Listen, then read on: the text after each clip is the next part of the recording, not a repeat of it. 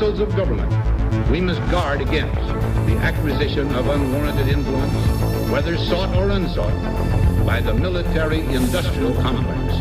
In Dallas, Texas, 3 shots were fired at President Kennedy's motorcade in downtown Dallas. The first reports say that President Kennedy has been seriously wounded by this shooting. It is a big idea, a new world order. It was almost as if it were a planned implosion. It just pancaked. Either you were with us or you were with the terrorists.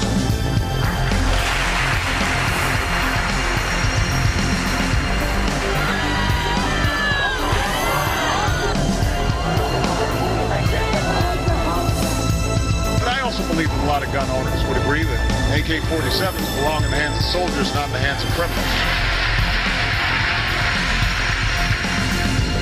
Guns will be taken, and no one will be able to be armed. We're going to take all guns. For many of the police and guard troops, it is an uncomfortable job to do this in an American city. Global governance at last. Is it one world? The central bankers in charge. But aren't we all just living and dying for what the central banks do? As for me, give me liberty or give me death! The answer to 1984 is 1776. Welcome to the InfoWars Nightly News. I'm your host, Jakari Jackson. This is what we have in store for you for this December 20th, 2012 edition.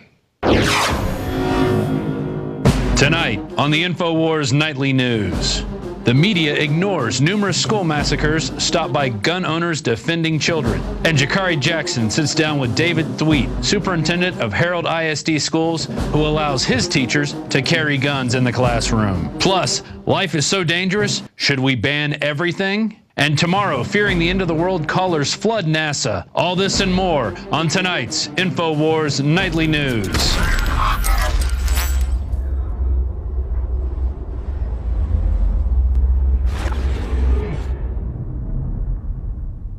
And welcome back. Top story headline: Communist Chinese government calls for Americans to be disarmed. Now, I can't say I'm really surprised that they would call for something like this. It is also on Drudge, so make sure that you check out the mighty Drudge report. The Communist Chinese government, via its state-run media, has called for Americans to be disarmed, arguing that the Sandy Hook school massacre demands no delay for U.S. gun control. Now, the article calls on Obama to exploit the tragedy to push his gun control agenda, adding that his lame duck situation represents, quote, the best position to promote it, end quote, while blaming the National Rifle Association. Now, particularly, I'm not counting on the National Rifle to come out guns blazing, so to speak, to defend our rights come tomorrow. Each his own. Some of you are probably NRA members, but they haven't impressed me much as of late. But yeah, we'll see what happens tomorrow when they come out. I'm really afraid that they're going to buckle under pressure, to be quite honest with you. But, you know, we still have gun owners of America and, you know, other organizations fighting for your rights. So stick to your guns, so to speak, and hopefully we can bypass this latest storm. Next story. Media ignores numerous school massacres stopped by gun owners defending children. Let's take a look right here.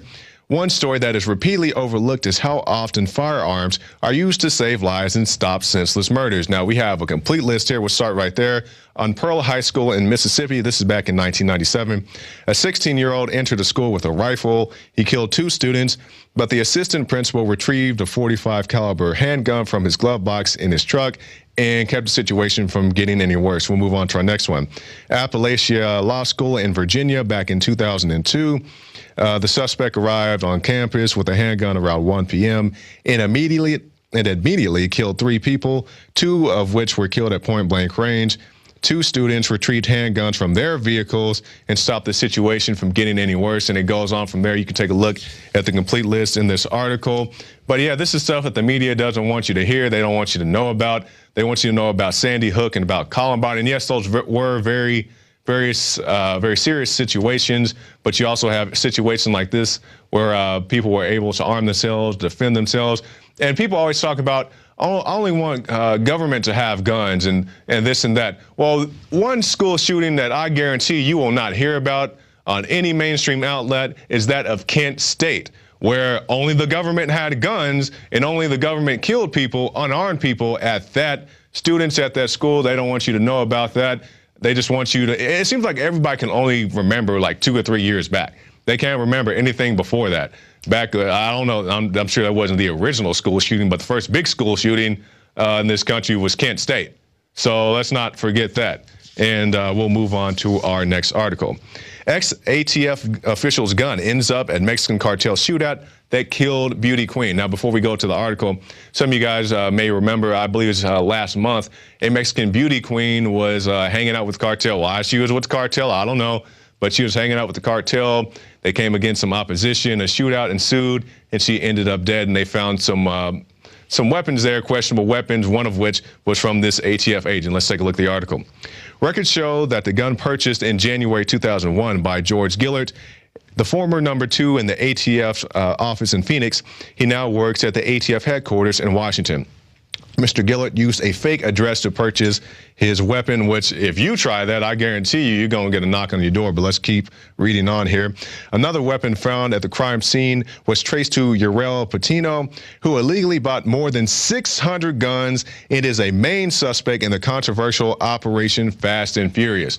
Now, we've spoken at length about Fast and Furious on this program many times, so I'm not going to go over all the details. But basically, ATF shipped guns and explosives into Mexico to demonize the Second Amendment.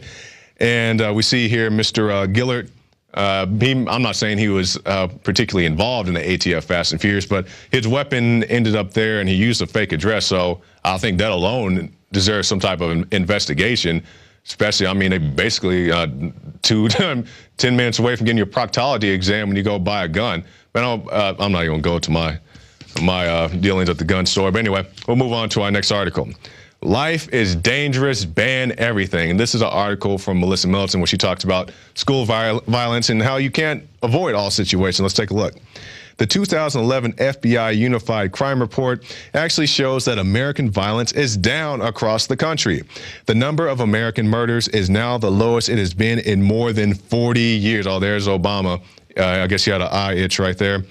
History shows that gun bans do not stop mentally disturbed people from finding ways to commit school massacres, which we saw recently with the guy was in China who ran around with a knife stabbing people. He didn't have a gun.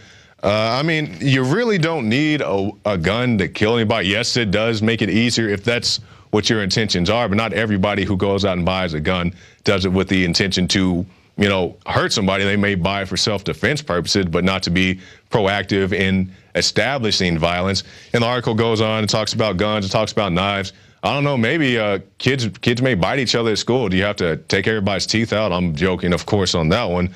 But, you know, the way to protect your schools and your children is not to disarm people. And coming up after the break, we will speak with Mr. David Thweet, an advocate for gun rights, and also the superintendent of Harold ISD in northern Texas, where they allow teachers to carry guns in the classroom. Should be very interesting. So stick around for that. And speaking of the world being dangerous, David Knight was on the Alex Jones radio show today where they discussed traffic stops in which 2 women, and I'm sure there are many more than them, but most recently 2 women were pulled over, cavity searched on the side of the road. People driving by can see all what's going on. And it's getting to the point where seems like you have more to fear from the people who are supposed to protect you than the actual, quote, criminals out there, because you have cops violating your orifices on the side of the roads and TSA grabbing on your chest and your junk down there. So it's getting kind of scary out there. But anyway, here's David Knight's interview with Alex Jones earlier today. The government ships in the majority of the drugs. The big banks launder it publicly. Then they hope your kids end up using them so they can put you in a private prison. Now, David Knight has gone over this, read over this, and we're also going to go over the 4th Amendment here for people. But what do you think of the Texas Rangers? You have their quotes there, because they're supposedly oversee the state police. They're like, you know, Batman, the state police, or Robin. You know, they're the state investigative force over law enforcement.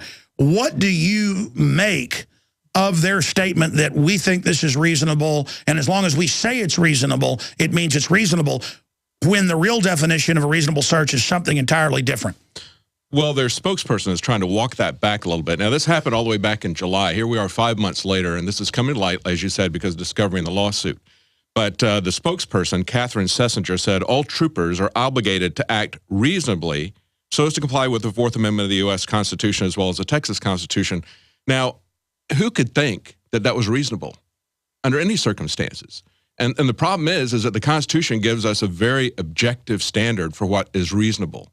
And what the Supreme Court has done is to give us a subjective standard, right? The Constitution said that you will be protected against unreasonable searches in your person, especially first thing that they mentioned, because this had happened to them with British soldiers.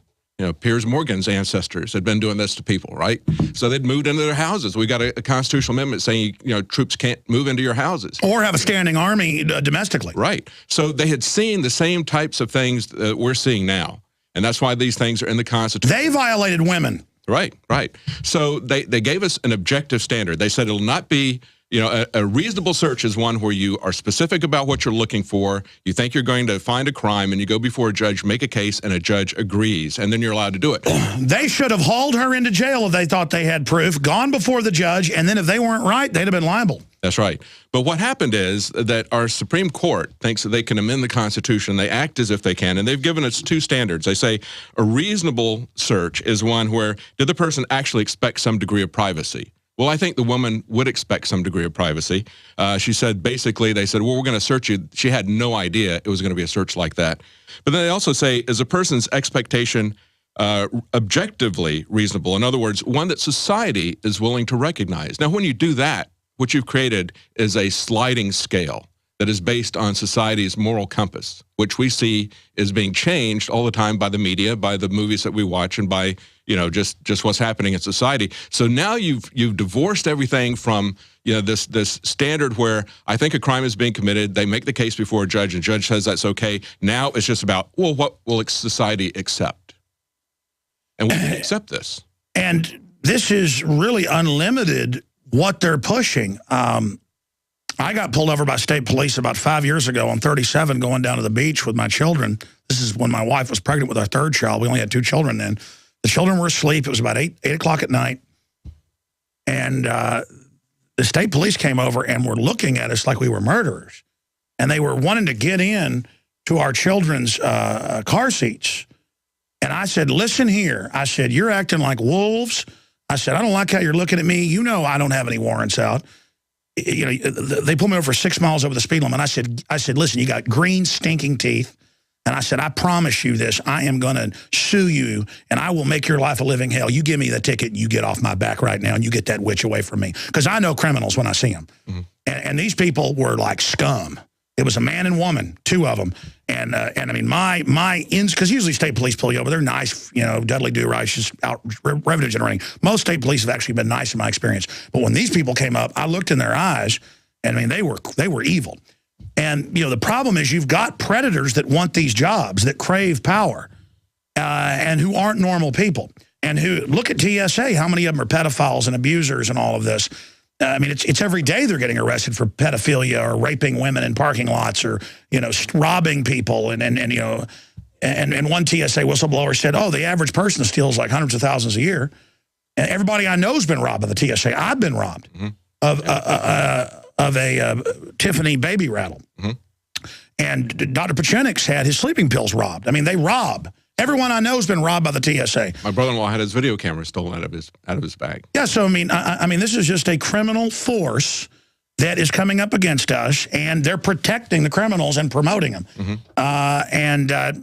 As you said, first they said this was reasonable. That's why they're having to sue. Now they're walking it back because of the outrage. But I got to be honest, man. I am actually now scared, and not scared in the way of I'm scared of the police. I'm scared of myself, because this enters a whole nother dimension with daughters and people. I mean, I don't know about living in this country with my children, but there's nowhere to run is the problem, when they're going to grow up and be raped by police. Right. My son, we went to see Red Dawn. And, of course, the hallmark of tyranny imposed on the people is the roadside block where they inspect everybody. But they weren't going in people's pants. They weren't doing the TSA type of stuff. And my son said, you know, the North Koreans treat them better than our TSA treats people. You know, it's hard to get scared in a movie when, they can't recreate the same kind of tyranny that we see in real life. And see, exactly, but in North Korea, they don't have to go in your pants because if they want to just disappear you, it happens. The problem here is, as I've said, it's a paradox. The old republic's still there to an extent, shot up, rotting, falling apart, but it's quite a wreckage. It's like a mountain range, okay? And we breathe life into it. And the Phoenix is kind of getting up. It's starting to flame on. If we just get it going. See, people die. Republics can be reborn. But we have to admit it's pretty much dead and resuscitate it with the shock paddles. But if we won't admit it's dead and get the shock paddles out, I mean, we're flatlining right now. On every level, we've gone into the flat line.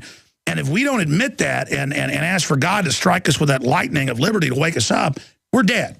Yeah. And then it is evacuation time or revolution time. And more people are talking like that, prominent people, who know history. This isn't a game. But just to look at how they've hired police that will follow any order, who have low IQs, who will do things like this, it is so frightening. But there's a total tyranny. If you look at the parallel tyranny, it's the worst the world's ever seen. The worst spying, the worst control, the worst weaponization. Hitler tortured people, but they didn't admit it. They come out and go, yeah, we sexually torture people. We torture their kids. And the media is like, well, that's how you get tough. I mean, it's if they're able to fully capsize liberty and then flip in this pure evil, it's going to be something like the world's never seen. So what's your take on my statement of these two rails, this paradox? Yeah, well, I talked to David Simpson here as a state representative who's introduced a bill to rein in the TSA. He introduced the one last time. Right. And he's focusing on these sexual assault issues, especially now this one has also added another clause that protects children from being separated from their parents because of what happened to an autistic boy. But, while the TSA is doing this, and actually, whether it's by training or by imitation or by design, now the state Highway Patrol is doing this to people. I mean, we need to have it's not just enough to protect us from the TSA. This is getting pervasive throughout all law enforcement. And if we don't stop it with the TSA, if we don't stop it with local law enforcement, it is going to be pervasive with everybody. I mean, it's just, it's just amazing to me that people would stand for this. People are going to have to stand up. They're going to have to take their rights back, first as jurors. And we're also going to have to put a lot of pressure on some state representatives because they're not as corrupt as the federal representatives. And we got some good people in the state. Well, they unanimously, after Simpson brought it forward, passed it in the House. The Senate had all the votes. But David Dewhurst came out and killed it. Yep. And the feds said, we will have an armed blockade with F-16s. And it was reported by the Dallas Morning News like, well, the feds threatened blockade with the Air Force. Not a embargo? I say call that bluff. Yeah. Okay. And of course, why did the House do this? They're all flying. And I had a whole bunch of state reps and senators on where they would describe their wives, their daughters. Well, one state rep had his daughter disrobed. They've had cases in Texas where the TSA then asked the women for dates. These are such pervs that they've settled where on video they pull the woman's bra off and are going, you are hot. And 3 men get around her and ask her for dates.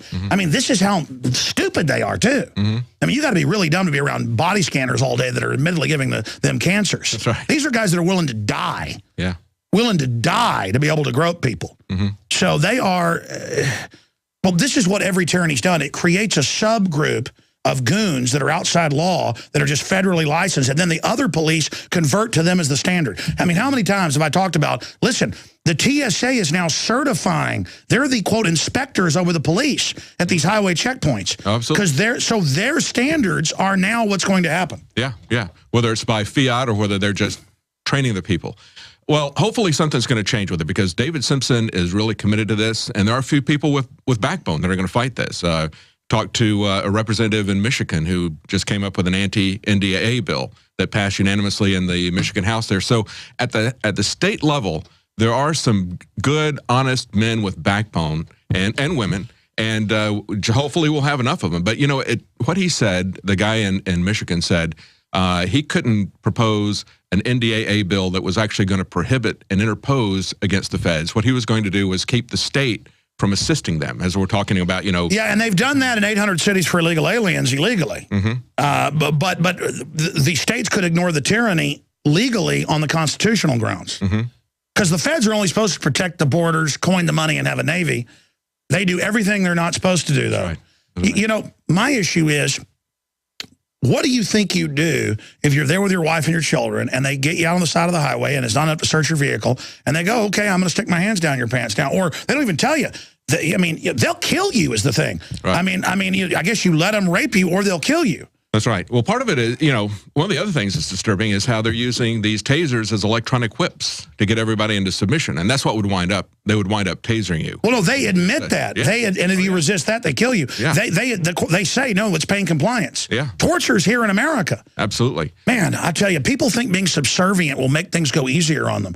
That's not the American spirit. We have lost the American spirit. Can you imagine if the founders were told, because not even the redcoats did. I mean, they had redcoats that did abuse some women, and they would always end up dead. Mm-hmm. I mean, can you imagine the founders if they had a crystal ball or looking down from heaven if they could see women with people shoving? I mean, you see that woman at one point just right into her body. Mm-hmm. I mean, this is off the charts. I mean, there's no way I would involuntarily strike back. Mm-hmm. And that's terrorism now. Right. And that's what's surprising about it is that behavior is like the response we get from the highway patrol is, well, we're going to have to look at this to see if it was reasonable under the circumstances. We're going to have to look at this to see, and the Supreme Court says, does society think that that's reasonable? Well, they're conditioning us to think that anything is reasonable. And that's the world we live in right now. And if you have a problem with it, there's something wrong with you. And how often will people give up their rights for, quote, security? I would not feel secure living in a country where I could be pulled over and given a cavity search on the side of the road. And taking somebody to a private room doesn't make it any better. Had they done it in a squad car or behind a tree, that doesn't make it any better. And I see people on the internet, well, if you don't like it, that's something wrong with you. Why is there something wrong with me? Because I don't want my body to be violated. Women, why would you want to be subjected to something like that? And keep in mind, the lady in that video didn't even change her gloves. She went back to front. I'm sure the ladies know that's a no-no. And then she proceeded to switch victims. I'll call it what it is. She switched victims, molested the other lady, and I'm not exactly sure what happened to her. I don't think the officer had any stern type of punishment. But anyway, that's the world we live in. It seems like it's about the end times. It might as well be with stuff like that going on. But anyway, end times are coming, supposedly. I don't personally believe in it. People say that, oh, you crazy conspiracy theorists, you must believe in the end of the world. No, I mean, will the world end someday? Yeah, but I don't think that some guy, prophesied it years ago, some Mayan guy. Nothing against Mayan people, but I just don't particularly believe in that. But some people do, and they've been blowing up the phones over at NASA, and I'm right there pretty looking forward to December 22nd, so let's take a look at the article here. If there's one government agency really looking forward to December 22nd, it's NASA. The myth might have been originated by the Mayan calendar, but in the age of the internet and social media, it's proliferated online, raising questions and concerns among hundreds of people around the world who have turned to NASA for answers. I'm pretty sure it's more than hundreds, but maybe that's just the amount of calls they can take. The questions range from myth, will a rogue planet crash into Earth? Is the sun going to explode? And will there be 3 days of darkness? Now, I guess everybody has their various sources of information. The thing I really can't get is this giant planet.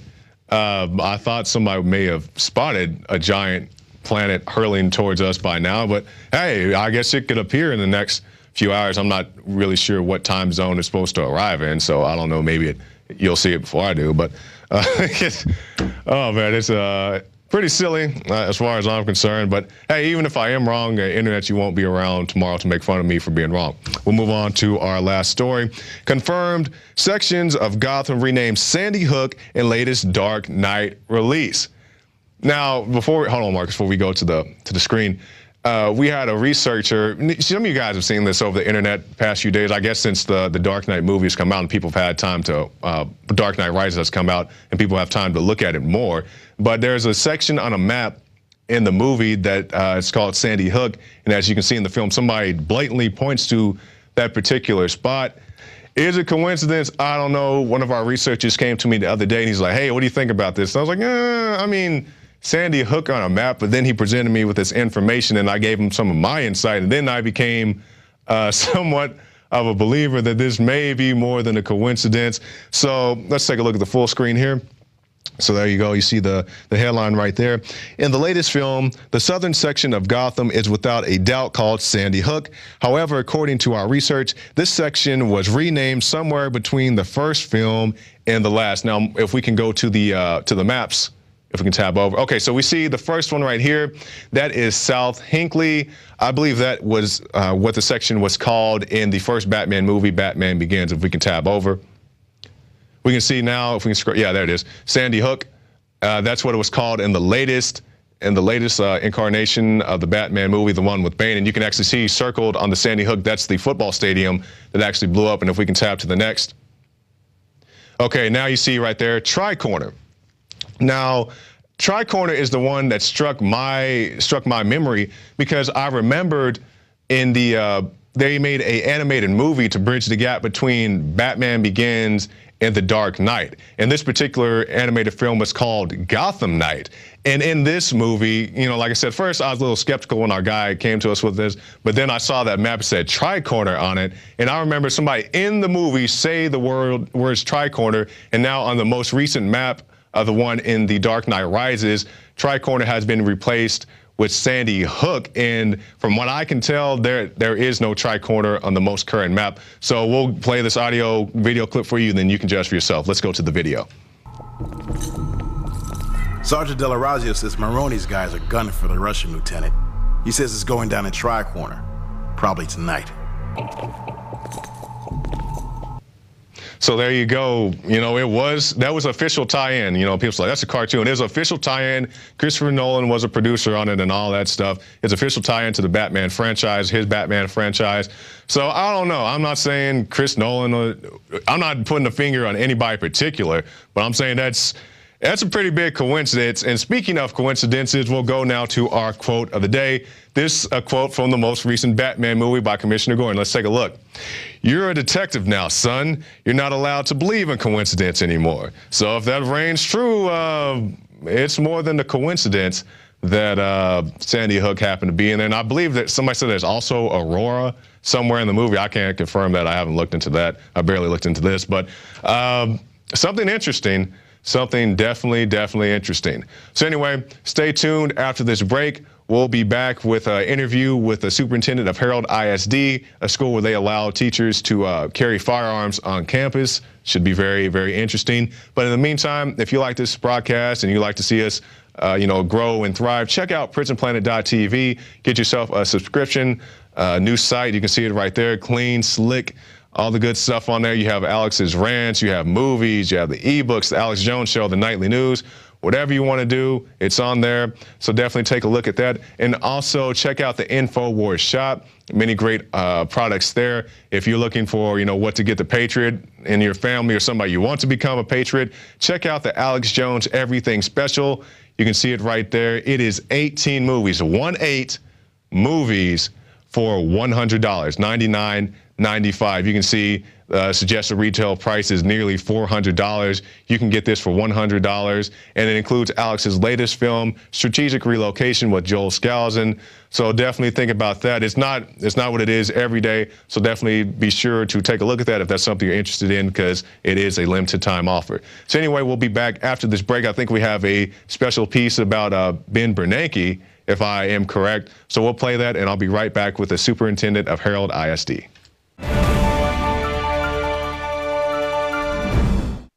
And now, a special Christmas message from the Federal Reserve. This Christmas, the Federal Reserve would like to wish all of our slaves a very merry quantitative easing 4. Our current chair, Ben Bernanke, has perfected the art of giving money to foreign banks for many years, as seen in this rare home movie.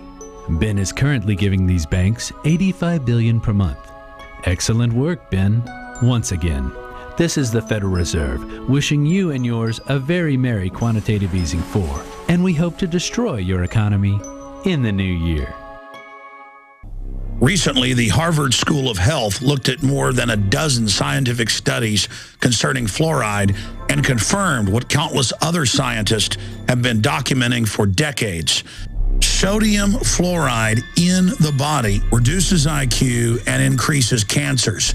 You see, the aluminum industry and the fertilizer industries would have to pay to store all the toxic waste they produce. But instead, they get our counties and cities to pay to put the poison in our water. It's not just fluoride we're getting, but lead, mercury, arsenic. The list goes on and on. And a lot of this toxic waste comes from China. Unfortunately, fluoride and its derivatives are only one of hundreds of toxins being added to our drinking water. We're battling the globalist on so many fronts. Health is an area where we can all take control of our lives, and it all starts with that basic building block of water. It is time to purify our family's water. The ProPure filtration system with added fluoride filters is the best system from my research to protect you and your family. InfoWarsStore.com already has the lowest prices on ProPure water filtration. But until December 10th, we are going to offer 15% off the already lowest price. I know what I'm giving my family this Christmas. ProPure. Go to InfoWarsStore.com and get 15% off the already lowest price out there with the code WATER15. WATER15, and you get 15% off at InfoWarsStore.com.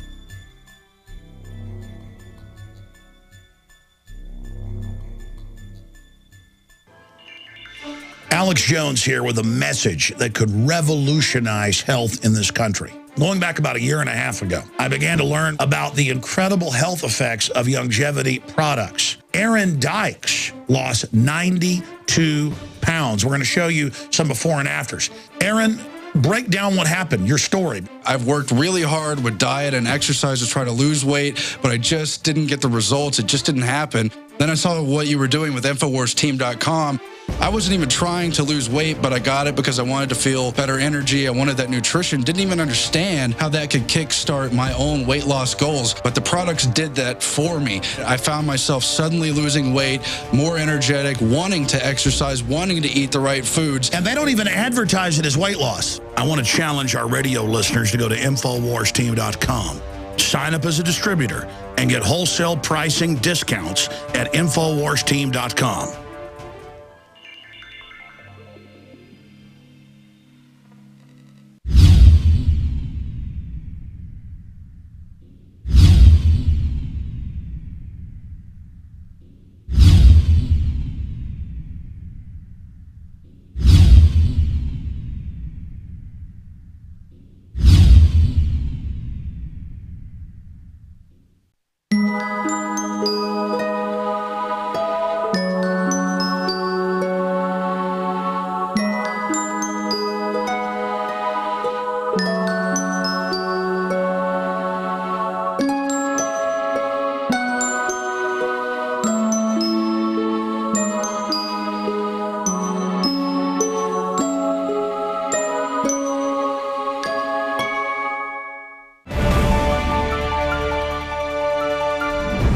And welcome back.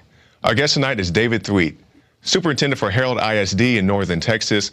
We'll be talking to him about teachers carrying firearms in the classroom. He joins us now via Skype. Thanks for joining us, David. Thanks a lot. Thanks for having me. My pleasure. Now, before we get into the teachers at your district carrying firearms in the classroom, at least being able to have that option, this recent shooting, the Sandy Hook, what was your first thoughts when you heard about that last week? Yeah, I was sick. I mean, you know, nobody with any amount of humanity can hear that kind of thing and just not be saddened that somebody would have the evil intent to be able to hurt, you know, little kids like that. I just couldn't believe it. It was very heartbreaking. Right. Now, speaking of teachers carrying firearms in the classroom, how long has that been allowed in your district, and what actually prompted your decision to do that? Well, we passed the policy in October of 2007, and we have passive security. We have the cameras, we have the electronic magnetic door, exterior doors, and restricted access. The two things caused it. The first one was October 2006 with the Pennsylvania Amish shooting. That was a milk delivery man who broke in and caused that those deaths. That could have gotten past our security. We would have let him in the door. The other thing that happened was in April of 2007, and that was, of course, Virginia Tech. Right. And what was disturbing about that was that, you know, their plan was to lock the doors and, you know, and hide, and that didn't stop him. He was able to shoot those doors open, and then, 60 casualties and 30 some odd dead? Right. that was very disturbing. Every one of the plans in the United States in schools, the emergency plans, are to lock the doors and hide the kids. Well, that was disturbing to us because we're 30 minutes from law enforcement. We had no way to protect ourselves, and there wasn't anybody around to take care of us. We were our first responders. Right. I came up with a plan, and the plan, you know, has been on the news a lot. It's pretty self-explanatory. They have to have a CHL. We approve them. The board approves them individually. We undergo some extra training, and then we use frangible ammunition, which, you know, breaks apart when it hits hard objects to avoid ricochet. So, but the advantage of our plan is that we have multiple people within the school, within the building, that can respond. We don't just have one. You know, every plan out there is a security guard. Well, what happens when he goes to the dentist? What happens when he has the flu? Right. What happens when he goes to lunch, for crying out loud? You see, every one of these things is predictable and targetable. And if you can take that target out, you know, these shootings will continue. You've got to have, first of all, like our plan, personnel anonymity. Nobody knows who has them. You're going to come to our school, you want to do damage, you are going to get some surprises. Exactly right. Now, I guess you have anonymity. Do you just have an estimate about how many teachers carry or personnel carry in your schools? Yeah, we don't release that information. Okay, I would just say that it's sufficient. You know, we need redundancy. You know, and so if any individual happens to be taken out in an attack, there'll be backup. Right. And I definitely respect it, not trying to give away your trade secrets. Now, I remember back when I was in school, it seems so long ago, but it probably wasn't. I remember our plan, as you spoke about, was to duck and hide and pretend like nobody was there in the middle of the school day. Yeah. You know, and it's and it never made sense to me. Even one of my teachers, I remember, I'm not going to say her name because I think she still works there. She said, if anybody ever does attack the school, of course, this is after Columbine and all that. She said, I'm going to bust out one of those windows. Anybody wants to come with me can come with me, because the plan was to lock the door and hide, turn out the lights, and, you know, line up against the wall and hope that you didn't get shot. And, you know, you're midday school time. Somebody knows that you're there. You can't hide and act like nobody's in the building. Yeah, I mean, you need some type of plan. So now this plan, I guess, is working for your district. Do you think it's the teachers carrying is something that could work nationwide? Yeah, I do. I mean, right off the bat, what we know about active shooters, they're not going where there's resistance. That's what we know about them. You know what? So if every school has resistance, they're not going there. You know, but you know what? This wasn't necessary. We caused this trouble. This idea of making schools gun-free zones was somebody's brainstorm. And it was a stupid one. The idea of disarming and making some people basically unprotected across the nation was asinine at best. And so all we're doing is responding to the situation and trying to fix what 22 years ago occurred. Right, that's exactly right. Now, do you have any kind of specifications on what type of firearms your staff can carry, anything that they can't carry? Well, generally we have some guidelines on that so that we can, you know, share ballistics and stuff like that, and then they need to be significant. So we do have, you know, we want to make sure that we have significant firepower. Okay. And you talked about concealed carry training, excuse me. Do you have any other type of specialty training that your teachers need to go through before they're allowed to carry on campus? Yeah, we have some significant, I will just call it that, and it mainly has to do with accuracy. We also do some room clearance, and we also do, you know, some hostage type situations, and but mainly accuracy. That's the one thing we need to have, and I think that was borne out in the recent San Antonio shooting. I guess everyone's heard about that. In San Antonio Theater or whatever, when an off-duty deputy had her gun and shot the guy with one shot. You know, and that's very helpful whenever you're able to neutralize a threat with very little firepower. Right.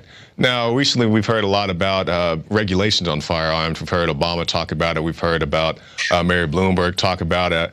You know, semi-automatic weapons. I'm guessing maybe one or two of your staff carries a semi-automatic, and of course, referring to the shooter, he had a semi-automatic rifle. You yourself, getting away from the schools, do you see any need for restrictions on firearms of any type here in the U.S. I mean, I don't think they have read the Second Amendment. I know they haven't. Right. You know, and this is what's causing all of this. I'm sorry. If they don't like the Constitution, I think they should go to Russia or somewhere else. But the North Korea. As we've found out, he's fundamentally changing America, and this is what they want. And I've heard people say just outright, you know, that the Constitution's outdated. No, it's not. It does work, and it can work. And you know what? You take away your freedoms, and you're never getting them back. Right. So you don't think anything like we've heard a lot of people talk about nobody needs a black military-style rifle to hunt, or they don't need X amount of rounds in a magazine. What do you say to people who say things like that? Yeah, don't tell me what to do. Don't tell me what I don't need. You know, I mean, I guess I don't really understand I know what the mindset is. They think that guns are evil, period. Right. They want to come up with excuses. That's all they're doing with all of this. They keep on coming up with excuses that I have to have a need in order to have my freedom. You know, well, are we going to start restricting certain types of speech? That's next, or it already has. Are we restricting certain types of religious practices? We pretty much have, haven't we? We need to stop this stuff.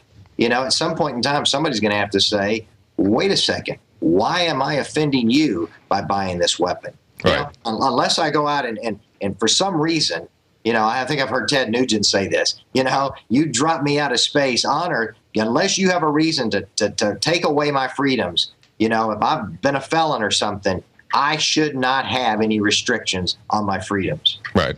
And just as we've seen, the attacks aren't always with a gun. I believe it was in China. The gentleman slashed, I think it was 22 kids and staff with a knife. Yeah, I don't remember the exact number. It happened in London as well, at a daycare center. Right.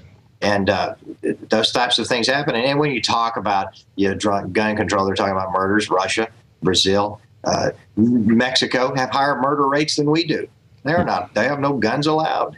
Right. That's exactly right. But people don't want to talk about that. They don't want to talk about all these shooters who are hopped up on these different types of drugs and all these other factors that could have played into it. And we hear the excuse, oh, well, he had a gun that he took from his mom. Well, first of all, the guy, I guess you could say, stole the gun from his mother, took it to a school zone, which is two felonies already, just walking in the door with a gun, and then decide to open fire. You didn't hear about the laws. You know? Again, you make a law, only the law-abiding citizens will not break the law. That's exactly right, because, I mean, if you impose clip size or weapon type, that's just for law-abiding citizens not to carry this thing. This guy obviously wasn't caring about the law, but even before he shot a shot, just taking his firearm to the school, he obviously wasn't, abiding by the law. Exactly. And that's what's just, again, ridiculous about some of these arguments. They'll also say that guns kill kids, and their data, 18 kids a day are killed by guns. Well, their kids go from 0 to 19. Disaggregate that data. When you get around to 12 and 13, you're talking about gang murders. That's exactly what they're talking about. They're not talking about that. And besides, it's a tool.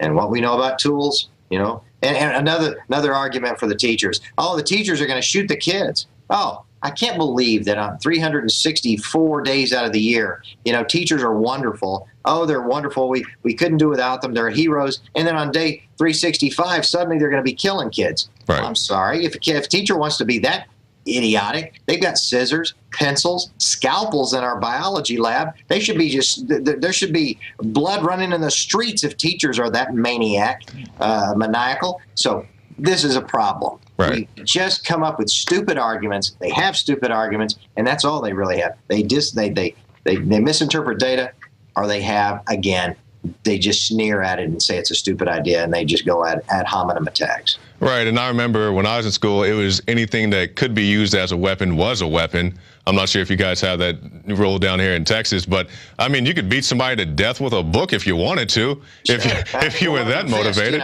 I'm sorry. Yeah. Right. Right. Well, I definitely appreciate your time, Dave. I know you've been up since early this morning. Do you have any closing comments?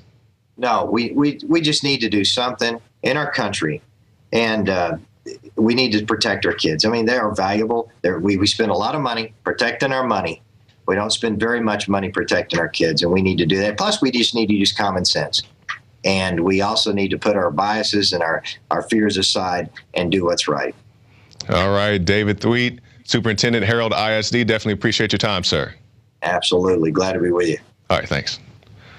All right, I like that, guy. So if you don't like it, you can go to Russia.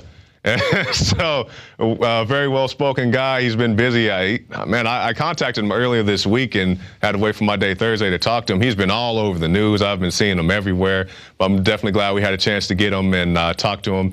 And he had very good arguments for where I stand. He said all their teachers go through training, concealed carry licenses, additional training on top of that. They have specialty ammunition that collapses when it hits its target, so it doesn't, go through walls or people or whatever else. So very good arguments. I'm sure some people won't like it, but we don't really care. If you like this broadcast, you need to take a look at prisonplanet.tv, the new site up. A lot of people have been working very hard to get it up and running. It's newer, it's cleaner, slicker.